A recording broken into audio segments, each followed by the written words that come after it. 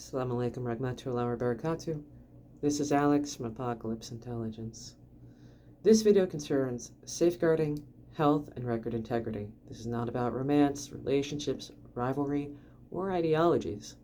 My primary concerns are upholding the truth regarding the health and dignity of my mentor and co-author of Apocalypse.Intelligence, Dr. Timothy John Winter, and the accuracy of how his work, as well as my own, are presented and misrepresented to the public and other organizations. In Dr. Winter's case, over time, archival lectures have been re-released without their original dates, venues, or source references present, particularly after his chelation treatment in October. Titles and thumbnails of his recent lectures seldom match the content, and older lectures are frequently misnamed away from their original titles chosen by Dr. Winter himself.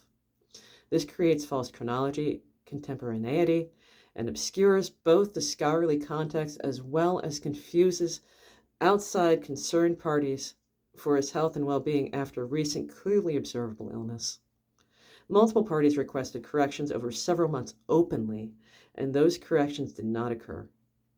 When provenance and chronology are not restored after credible notice, this constitutes a custody failure, not a misunderstanding. I am well trained to recognize the indicators consistent with heavy metal exposure, including lead, antimony, and mercury toxicity. When such indicators appear in a senior scholar and dear friend who remains under continuous workload and public pressure, especially during a difficult process such as chelation, silence is not restraint, silence is negligence. Health concern is not speculation, especially when it's visible. It is a duty when warning signs accumulate and safeguarding mechanisms clearly do not function. External documentation protection only appeared after internal remedies had all failed. This is not a replacement of care. It is what occurs when appropriate supportive care is absent or entirely insufficient. If existing systems had worked properly to support Dr. Winter, there would have been no need for my outside involvement nor anybody else's.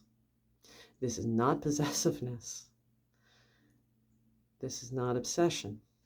This is not an effort to control anyone, as he oversees literally everything I write and present to the best of his ability, despite various obstacles. The negative framings of these reports and disclosures avoid the actual issues, which is accuracy and safeguarding of his continued autonomy and health. External whistleblowing ends. External whistleblowing ends when basic controls are restored to Dr. Winter and mechanisms are in place to prevent reoccurrence of this happening to anybody else. That includes clear provenance, accurate archival labeling, and editorial transparency under full control of Dr. Winter himself over his own past and future materials, and this should be standard for every scholar. It also ends when Dr. Timothy Winter regains full autonomy to communicate openly as himself with whomever he wishes without restriction. This man is the Murshid of his Sufi tariqa, and my students miss him. It ends when retirement pathways are honored, when Dr. Winter is the sole authority over his own catalog, including the release, presentation, and preservation of his own archival materials. Care becomes visible when duty fails. Correct the failures, and the need for visibility of these failures disappears. Thank you for listening. Please take my words into strong consideration. We all care very much about our Murshid. And I just happen to be the one in the best position to be a spokesperson on behalf of others. So with that being said, Assalamu alaikum wa rahmatullahi wa barakatuh, Khoda Hafez, and Auf Wiedersehen.